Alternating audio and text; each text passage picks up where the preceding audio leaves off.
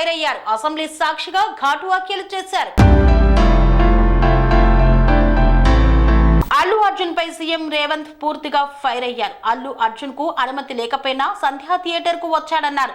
ఒక మహిళ చనిపోయిందని చెప్పినా అల్లు అర్జున్ సినిమా చూస్తూనే ఉన్నాడన్నారు. చనిపోయిన కుటుంబాన్ని కనీసం పరామర్శించలేదని పేర్కొన్నారు. రేవతి చనిపోయిన ఈ ఘటనపై కొన్ని రాజకీయ పార్టీలు పైశాచికత్వం ప్రదర్శించాయన్నారు రేవంత్ రెడ్డి. చావుకు కారణమైన వారిని పోలీస్ స్టేషన్ కు పిలిస్తే తప్పుబట్టి ప్రభుత్వాన్ని బదనాం చేయాలని ఎంతో నీచమైన భాష వాడారు. సినీ ప్రముఖులకు ప్రత్యేక చట్టం ఏమైనా చేస్తారా అని ప్రశ్నించారు. జైలుకు వెళ్లి వచ్చిన హీరో ఇంటికి క్యూ కట్టిన సినీ ప్రముఖుల్లో బాధిత కుటుంబాన్ని ఒక్కరైనా కలిశారా? అసెంబ్లీలో సీఎం రేవంత్ రెడ్డి ప్రశ్నించారు. సార్ 2 తారీఖు వాళ్ళు అప్లికేషన్ పెట్టుకుంటే 3 తారీఖు పోలీసులు తిరస్కరించారు. 4 తారీఖు హీరో కానీ హీరోయిన్ కానీ సినిమా ప్రొడ్యూసర్స్ కానీ ఎవరు థియేటర్ రావడానికి వీల్లేదు. ఈ థియేటర్లో మేము సెక్యూరిటీ ఇవ్వలేము. ఈ థియేటర్కు ఉన్నది ఒకటే దారి. ఈ దారిలో ఇంతమంది వేలాది మంది అభిమానులు వచ్చినప్పుడు మేము కంట్రోల్ చేయలేము, వద్దు అని తిరస్కరించారు. తిరస్కరించిన తర్వాత కూడా 4 తారీఖు 9:30 ప్రాంతంలో హీరో రావడం జరిగింది. రావడం కారులో వచ్చి థియేటర్లో పోయి సినిమా తెచ్చి మళ్ళీ కారులో వెళ్ళిపోతే పెద్దగా ఇంత ఇబ్బంది జరుగుతుండేనేమో లేదో నాకు తెలియదు.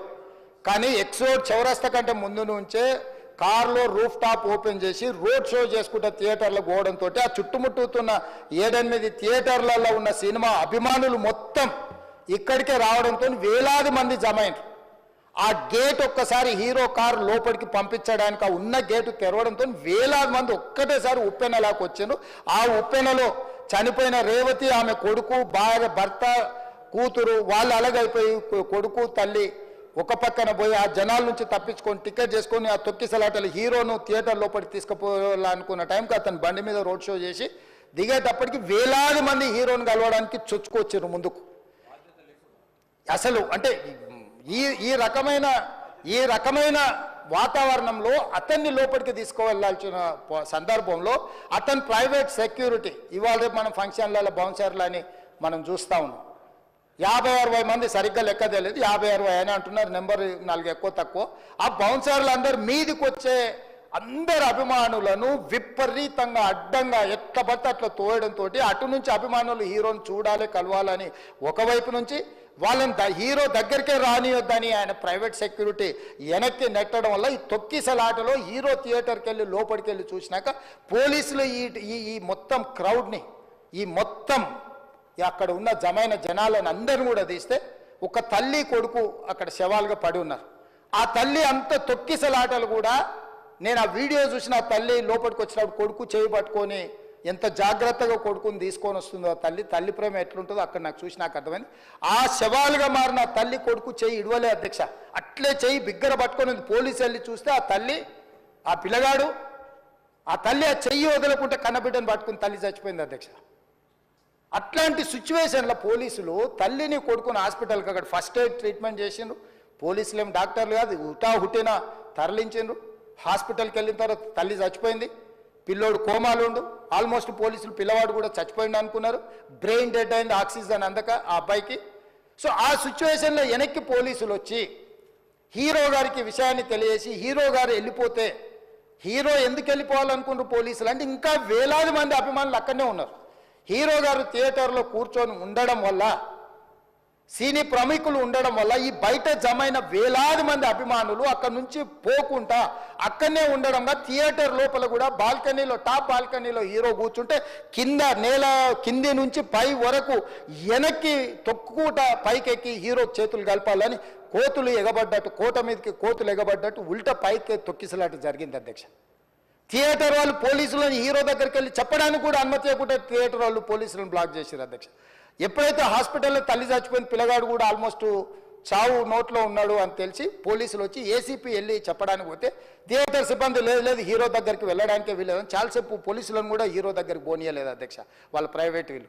చివరికి ఏసీపీ కోపం వచ్చేసి మిమ్మల్ని అందరిని తీసి లోపల వేయాల్సి వస్తుందని అని చెప్పిపోయి హీరోకు ఏసీపీ క్లియర్గా ఇద్దరు చనిపోయినరు, మీరు ఇక్కడ కూర్చుంటే థియేటర్లోనగా థియేటర్ బయట ఉన్న వేలాది మంది ఈ సినీ అభిమానులను మేము కంట్రోల్ చేయలేకపోతున్నాం, లా అండ్ ఆర్డరు శాంతి భద్రతలు చేయి దాటిపోయినాయి. మేము లాఠీ చార్జ్ చేయాల్సిన పరిస్థితి ఉంది.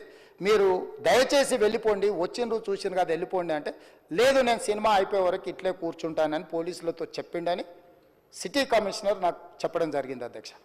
అదేవిధంగా ఇంకా కంట్రోల్ కాకపోవడంతో అప్పుడు డీసీపీ పై అధికార రంగంలో దిగి వాళ్ళ అందరినీ లోపట వాళ్ళ ఎంబడున్న అడ్డుకుంటున్న వాళ్ళను పోలీసులతో జరిపించి చక్కగా డీసీపీ పోయి హీరో గారికి బయట చనిపోయినరు, పరిస్థితి చాలా గందరగోళంగా ఉన్నది, మీరు ఇక్కడ నుంచి కదలాల్సిందే, లేకపోతే మిమ్మల్ని పోలీస్ స్టేషన్కు తీసుకెళ్లాల్సిన పరిస్థితి వస్తుంది, మీరు ఇక్కడ నుంచి కదలాల్సిందే అని బలవంతంగా అతన్ని సినిమా మధ్యలో 12 గంటల సమయంలో, రాత్రి 12 గంటల సమయం అట్టిగా ఆ సమయంలో అతను తీసుకొచ్చి బండెక్కిస్తే మళ్ళీ అతను రూఫ్ టాప్ ఓపెన్ చేసి మళ్ళీ చేతులు ఊపుకుంటూ రోడ్ షో చేసుకుంటూ, అంటే తల్లి చనిపోయి పిల్లగాడు చావు బతుకుల మధ్యలో ఉన్నాడు, మీరు వెళ్ళండి అని వెనక్కి పంపిస్తే కూడా మళ్ళీ కారులో రూఫ్ టాప్ ఓపెన్ చేసి చేతులు ఊపుకుంటా అభిమానులను సంతోషపెట్టుకుంటా రోడ్ షో చేసుకుంటా అతను వెళ్ళిపోయింది అధ్యక్ష. పోలీసులు కేసు చేసిరు, కేసు మీద థియేటర్కి సంబంధించిన కొంతమందిని అరెస్టు చేసిరు, అరెస్టు చేసి 10-11 రోజుల తర్వాత పోలీసు హీరో గారింటికి వెళ్ళిండ్రు.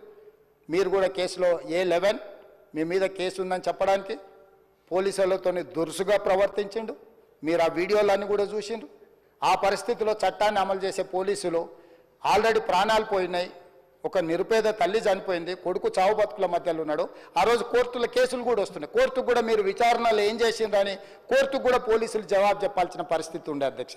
దాంతో మాట్లాడితే వాళ్ళు చాలా బాధ్యతారహితంగా సమాధానాలు ఇచ్చారని మా పోలీస్ సిబ్బంది చెప్తున్నారు. దాంతోనే అతన్ని పోలీస్ స్టేషన్ తీసుకెళ్ళారు అధ్యక్ష. ఇక్కడి వరకు ఒక హీరో, ఒక థియేటర్లో జరిగిన సంఘటనలు, వీటన్నిటి నేపథ్యంలో పోలీసులు వాళ్ళ విధి నిర్వహణ నిర్వహించారు అధ్యక్ష.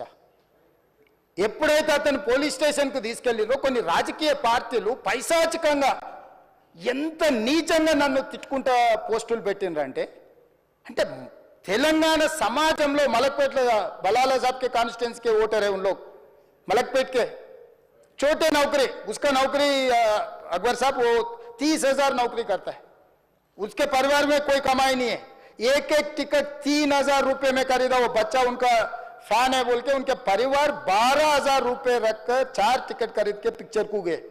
30,000 महीने को कमाने वाले నెలకు 30,000 జీతంతో పనిచేసి ఒక ప్రైవేటు చిన్న దాంట్లో ఉద్యోగం చేసుకునే తండ్రి తన కొడుకు ఆయన అభిమానాన్ని కుటుంబము 12,000 రూపాయలు 3,000కు ఒక టికెట్ 12,000 రూపాయలు పెట్టి సినిమా థియేటర్కి వెళ్తే థియేటర్లో చనిపోతే చనిపోయిన 11వ రోజు వరకు వీళ్ళు ఎవరు హీరో కానీ ప్రొడ్యూసర్ కానీ ఎవరు కానీ ఆ కుటుంబాన్ని చనిపోయిన కుటుంబాన్ని కానీ హాస్పిటల్లో చావు బతుకుల మధ్యలో ఉన్న పిల్లవాడిని పరామర్శించడానికి కూడా పోలేదు అధ్యక్ష.